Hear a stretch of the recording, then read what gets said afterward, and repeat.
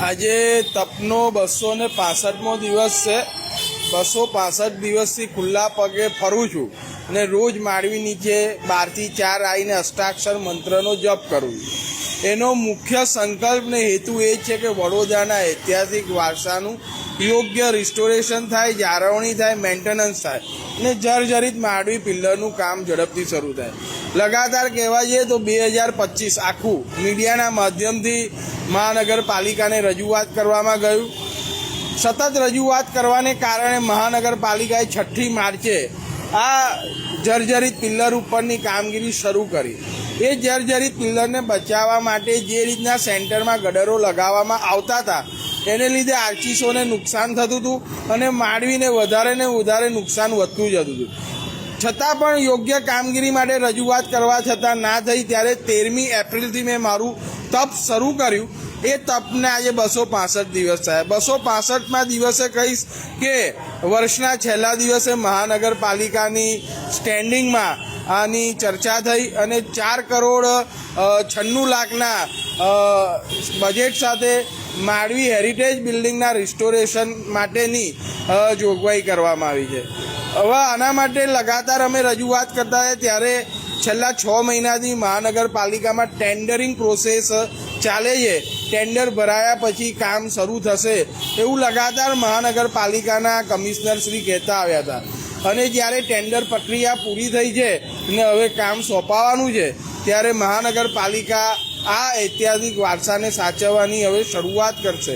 તો કહીએ કે આપણી માળવી વિસ્તારના ઐતિહાસિક દરવાજાની એકલી રજૂઆત નથી માળવીની, સાથે સાથે વડોદરાના બધા જ ઐતિહાસિક સ્થાનોને યોગ્ય રીતે રિસ્ટોરેશન કરવાની વાત હતી, જેમાં મહાનગરપાલિકાએ પહેલી યાદીમાં 41 સ્થળોને અત્યારે આવરી દીધા છે, જેનું એ વારાફરતી કામ શરૂ કરવાની છે। કહીએ પહેલા તબક્કામાં માળવી લહેરીપુરા દરવાજા અને કહીએ તો ન્યાય મંદિરનું કામ કરશે ને ત્યાર પછી શીતલ મિસ્ત્રીએ જે રીતે જણાવ્યું કે જે પ્રોપર્ટીઓની કામગીરી જોઈ ને કામ હાથમાં લેવાશે।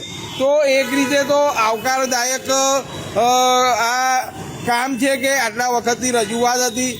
જ્યારે 1952માં જ્યારે ઐતિહાસિક વારસો આ સર સયાજીરાવ ગાયકવાડે મહાનગરપાલિકાને સોંપ્યો અને ત્યાર પછી એની યોગ્ય જાળવણી નથી થતી, એને લીધે ઘણા બધા ઐતિહાસિક વારસાઓને નુકસાન થયું। લગાતાર 1 વર્ષથી રજૂઆત કરવા પછી આજે વડોદરા મહાનગરપાલિકાએ હેરિટેજ સેલની રચના કરી છે અને ત્યાર પછી કહીએ તો આ ટેન્ડર પ્રોસેસ પૂરો કરીને માળવીના કામની શરૂઆત કરી છે। એ આવકારદાયક છે, પણ સાથે સાથે મહાનગરપાલિકાને કહીશું કે જ્યારે છેલ્લું 2017માં માળવીનું રિસ્ટોરેશન થયું હતું અને ત્યારે પણ ઘણો મોટો ખર્ચો મહાનગરપાલિકાએ આના રિસ્ટોરેશન માટે કરેલો અને આટલા ટૂંકા સમયગાળામાં જે જ્યારે આ માળવીની પરિસ્થિતિ બગડી છે તો હવે પછીનું કામ જે સવાની હેરિટેજ એસોસિએટને આપ સોંપવા જઈ રહ્યા છો। તો અમે અગાઉ પણ કીધું હતું કે જે બી કામ કરે એની જોડે ટર્મ્સ કન્ડિશન હોવી જોઈએ। નજીકના ભવિષ્યમાં આ ઇમારતને કોઈ પણ રીતે નુકસાન થાય વેધરથી કે સ્ટેબિલિટીને લીધે તો એનું ફરી રિસ્ટોરેશન કરી આપવાની જવાબદારી પણ જે તે એજન્સીની રહેશે કે જેને લીધે મહાનગરપાલિકાના રૂપિયા વારંવાર એકના એક કામ પાછળ વેડફાય નહીં અને જે કોઈ બી એજન્સી કામ કરે એ ધીર ગંભીરતાથી યોગ્ય ક્વોલિટી સાથેનું કામ કરે કે જેથી કરીને લાંબા સમય સુધી સચવાયેલી રહે। ને સાથે સાથે અમે એ પણ રજૂઆત કરી હતી કે જે બી કામ કરાવો એનું થર્ડ પાર્ટી ઇન્સ્પેક્શન કરાવો કે જેથી કરીને જો કોઈ કામમાં તૂટી રહી ગઈ હોય તો એ કામ સુધારી શકાય કામ પતતા પહેલાં। તો આ બધી બાબતોનું ચોક્કસપણે હવે મહાનગરપાલિકાની સ્ટેન્ડિંગ કમિટી પણ ધ્યાન રાખશે, મહાનગરપાલિકાના કમિશનરશ્રી પણ ધ્યાન રાખશે અને અમે જે જનપ્રતિનિધિ ચૂંટીને લાવ્યા છે એ પણ આ બાબતનું ધ્યાન રાખશે।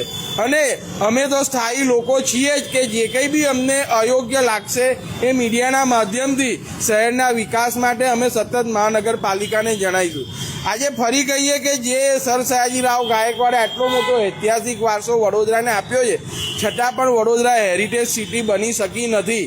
જ્યારે અમદાવાદ ગુજરાતની પહેલી હેરિટેજ સિટી થઈ ગઈ ને હવે વડનગર પણ હેરિટેજ સિટી બનવા જઈ રહ્યું છે। તો આશા રાખીએ કે જે રીતે મહાનગરપાલિકાએ હવે વડોદરાના ઐતિહાસિક બાબત ઐતિહાસિક ઇમારતોને હેરિટેજને સાચવવાની જે ગંભીરતા દાખવી છે એ હેરિટેજ માટે યોગ્ય રીતે કામગીરી ટૂંક સમયમાં ચાલુ કરે, સારી રીતે કામગીરી શરૂ કરે કે જેથી કરીને જે યુનેસ્કોમાં વડોદરાની ગણના હેરિટેજ સિટીમાં હજી સુધી નથી થઈ એમાં એની ગણના થાય ને આપણું વડોદરા સિટી પણ હેરિટેજ તરીકે ડિક્લેર થાય કે જેથી કરીને ગુજરાતની અંદર જે અલગ અલગ શહેરોમાં ટુરિઝમ વધ્યું છે તો વડોદરા શહેરમાં પણ ટુરિઝમ વધે અને આપણા ઐતિહાસિક ઇમારતો વિશ્વ પ્રખ્યાત થાય. મહારાજશ્રી, આપે કીધું કે આ આવકારદાયક તો છે, પરંતુ 9 મહિના લાગી ગયા. કદાચ જો આ કામ વહેલું લીધું હોત અને વહેલું પૂર્ણ કર્યું હોત તો આજે આટલા દિવસો તમારે તપ ના કરવા પડે.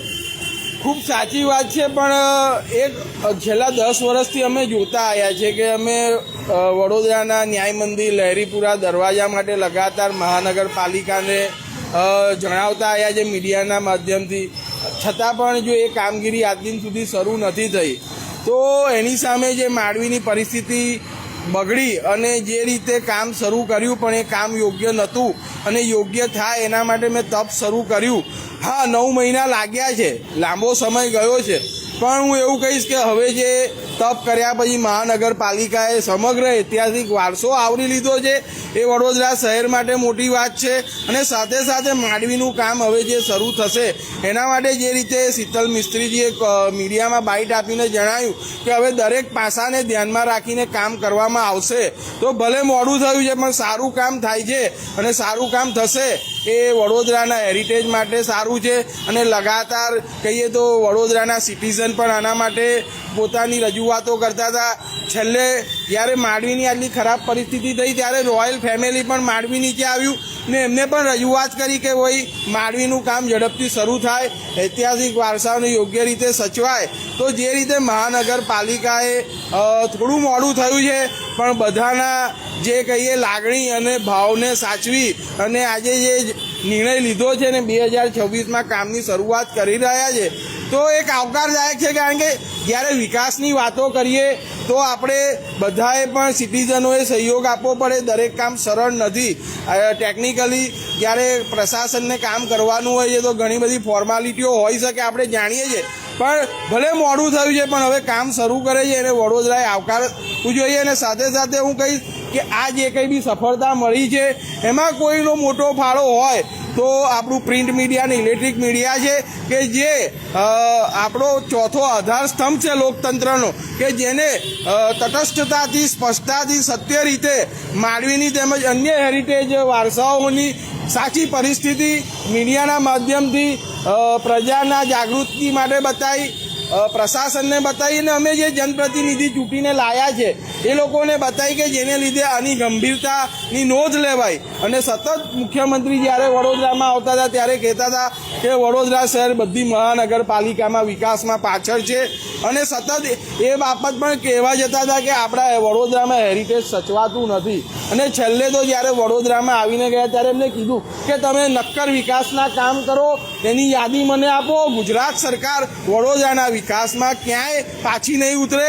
તો હવે આપણી મહાનગરપાલિકાની ફરજ છે કે જે વડોદરા સિટીઝનની અલગ અલગ સમસ્યાઓ છે જે સતત મીડિયાના માધ્યમથી તમને જાણવા મળે છે તો એનો પણ ઝડપથી દૂર થાય અને વિકાસની જે ખરી પરિભાષા છે કે રોડ, રસ્તા, ગટર, ચોખ્ખું પાણી, એ પ્રાથમિક સુવિધાઓ મળે કે જે છેલ્લા ઘણા બધા વર્ષોથી આપણે વિકાસના નામે આ વાતો કરીએ છીએ અને બીજી કોઈ નવી શરૂઆત નથી થતી. તો સાથે સાથે આ પણ મહાનગરપાલિકા હાથમાં લે એવી આશા રાખીએ.